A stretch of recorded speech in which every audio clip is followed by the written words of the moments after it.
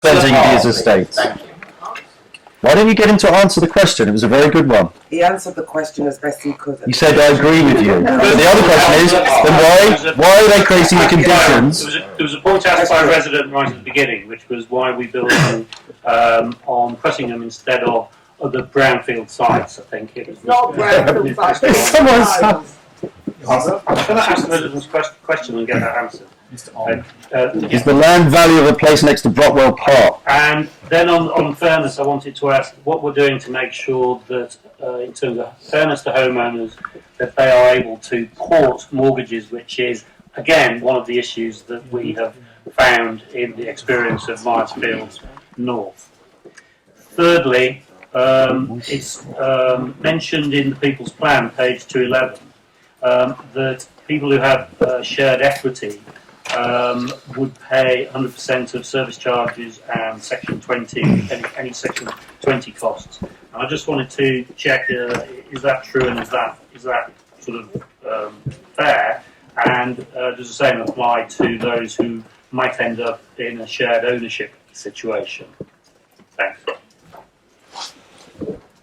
Okay, so in response to the first question in terms of where else we're building, estate regeneration is part of, but by no means the majority part of our programme of building 1,000 extra homes for council rent. There is also, for example, the Summer Leighton scheme programme in Coldharbour Ward of over 300 new homes, which is largely a lot of depot land. There's also a large amount of infill building going on. The big barrier to building affordable housing in London is the cost of the land. And by building on our own land, of which a large amount of that is HRA land, it removes that barrier to building more homes. So we are looking at other things that we own. For example, you look at the new town hall project of going from 14 office buildings to 2, and that gives us around 200 and something extra homes, of which 47% are affordable. Again, we are using our own land and going from office to... You said social rent, not affordable. And, well, social rent makes up part of... Cressingham, you're getting 26 homes. How many estates do you have to demolish to get 1,000 new ones? Huh? I'll tell you how, 40 estates. Can we have some order, please? You keep saying you're going to build 1,000 social homes. How many are you getting on Cressingham? Order, please. Thank you. I want some truth, not order. Cabinet's already given approval as part of that building programme now to over 600 homes at council levels across the borough, so we're well on the way to that. Only 40 estates to go. Fairness to homeowners in regards to porting of mortgages, as has happened elsewhere, the council has worked very, very closely with mortgage lenders to help port mortgages across. There was a relatively very, very small number of people who had that problem on Myersfield North, but the council worked very closely, particularly to make sure that the lenders understood that they were moving from a loan that was maybe 50% of property value to 25% of property value because homes were worth more. What we've tried to learn from that is where people were no longer able to secure, through changing personal circumstances, a mortgage, and the mortgage lender simply wouldn't loan. We've introduced, for example, the shared ownership option, which in effect has the council acting as the lender of last resort, where someone transfers their equity across and then is able to rent the remainder, which acts like an interest-free mortgage, which allows them to then staircase up equity over time. We're also looking to see what more we could improve on those offers through the consultation that's due to start fairly soon. So there's more to come to make sure that we don't know what misses out through the inability to secure a mortgage. And finally, on the last point about Section 20, yes, if you're in shared equity, you will own the whole property, but the council will have a charge when it's sold. So the same as with LHS bills, where if someone is a pensioner no longer has an income, they're able to put a charge on the property. The same would be the case with shared equity. So the leaseholder would own the property and therefore would be responsible for Section 20. The same would be the case in shared ownership, because it is the homeowner whose equity increases through improvements to buildings and whose equity is protected by work carried out to buildings who benefits from all of that. So they would be responsible for all of those, as is the case on all other shared ownership schemes with housing associations. Where are the strings, mate? Where are the strings? You're coming back on this, Councillor Farr, but I'm running out of time, so please everyone be very concise. In shared ownership, you only have some of the equity, so are you saying you still are responsible for 100% of the Section 20? That seems fair. Well, a private homeowner with a mortgage only owns a certain share of the property. The rest of it is a loan, which means that the building society or bank owns the remainder. It's a similar sort of process. The homeowner still gets the benefit of the rising equity and improvements of the home. So it's the same process, and it's a process that's followed across other councils and housing associations for that very reason. Councillor Webber. Councillor Atkins rightfully pointed out that some residents now feel that they can't engage in the process and feel because of the behaviour of certain people that they can't speak up. I wonder if you could address some of the points that she put there around how you're going to ensure that they are engaged in the process going forward. Yes, Councillor Atkins is very right in what she said. It's been my experience going on to the estates and actually on some other estates where a very determined group of people who are opposed do shout down and drown out many other people who then get turned off from coming along to meetings because they become very hostile very quickly. That's not to say that the people who are opposed don't absolutely have a right to be opposed to those opinions, but it is quite often to the detriment of people who have other views who are then completely turned off. And we have found it increasingly difficult on some, but not all, estates to reach through to people who actually tend not to want to come along to meetings because they feel it's going to be hostile and it does place an additional burden.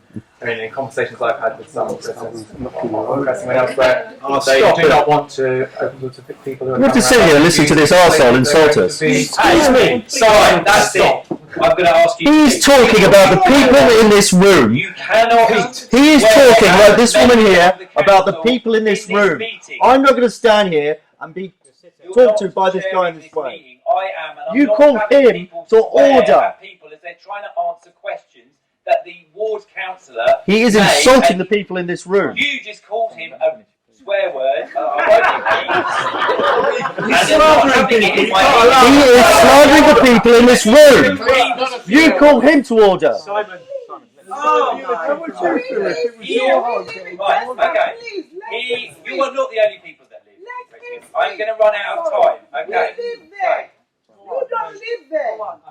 Yes, so I will only say that, as we've seen, it can be very difficult to have other opinions heard, and there has been that issue. There is a wider problem, and Councillor Atkins has asked if there's something that can be done in order to try and re-engage people. I think a lot of people have backed away until they have certainty, and once they have certainty about the fact that showing up to meetings has some concrete moving forward in terms of design and layout of their homes, they are staying away because they know that it's very, very difficult to have their And voice very heard. elderly and vulnerable. They can't I think some of the behaviour we've seen this evening really illustrates the point that Councillor Atkins made, actually. Right, It's like the mud has now. this party out there. Back at school, darling.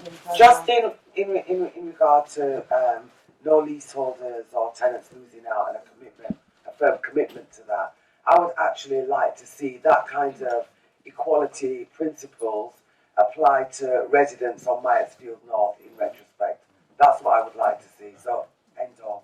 I'd like reassurances around that. We have a process dealing with Mansfield North, as you're aware, so we will deal that in a separate way. Okay, so now, I've now got to ask Councillor Ainslie whether he feels that the, let me get the wording completely correct. It's just bullshit. If you could indicate whether he considers the reasons for the call-in have been addressed. I'm going to give you, I'm assuming you're not going to agree with that, and in which case you can have a couple of minutes just to sum up before I ask the committee to make a decision.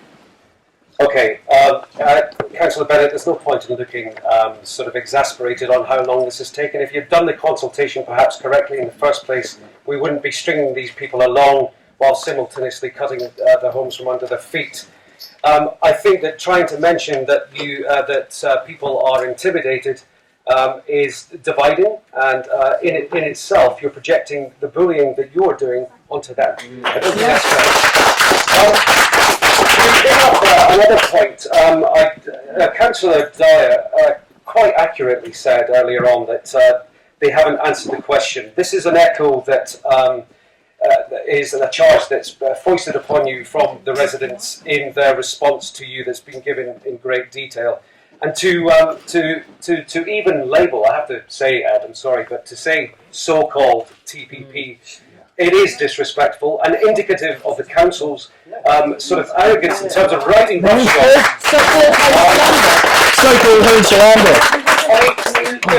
So-called listening borough. All right, but the People's Plan has had more feedback than than the council. People have responded more to the People's Plan than they have to what the council have put forward. So it's more representative, if anything. Now, There's a couple of questions that I still am deeply concerned about on the financials. The date of the HRA, the new HRA, was not disclosed to the Cabinet at the time they made the decision. There is debt available. Now, the problem that you've got with your management costs, and no one else brought this up, is that you're projecting on 35% of gross rents. Now, if you improve your management, and you could afford a debt of much less than that. In fact, the industry average is 20%. So you factor those figures in, and you've got a different outcome. On the point about the 7.5 million grant or loan, whatever you're calling it, if it's a Kickstarter, then it's equity, not income, and therefore must be excluded from your NPV figure. And if it is, then it means that your option is not financially viable. It fails to meet your criteria, which is having a positive NPV. So I'd ask you to look at that again, and ask committee members to consider that when they respond. I think to come back to the point that Councillor Briggs brought up, and we had some interventions from Julian to say, look, they had more than 4 days, they had this, that, and the next thing. It's not. I mean, come on. Is it reasonable? Ask yourselves this tonight. You know, is it reasonable to give these people all the financial data, the pages and pages of it, and for them to get their act together, even if it is extended to 4 days, 8 days? I mean, I think, Julian, you admitted in what you said, because I was listening carefully, that you did feel as though that you did kind of think that it was pretty unreasonable. Now, the thing is that the resident reps that were democratically elected, they told the officers right at the beginning that the consultation timetable was inappropriate. Where was the listening then?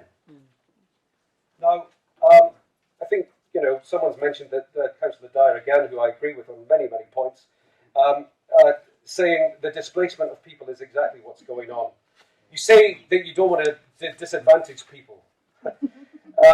But if you want to keep the community together genuinely, you're asking them to give up their secure tenancy and their rights. Now, given that you've got this new £50 million debt capacity, you could bring back social rented homes back into the HRA and get secure tenancy and really deliver on allowing people to stay together in their communities. Councillor Ainslie, I need you to wrap up. Okay, just one final thing, and that is what guarantees, beyond the unanimous vote of Cabinet and board members, can you give that Homes for Lambeth will not be sold?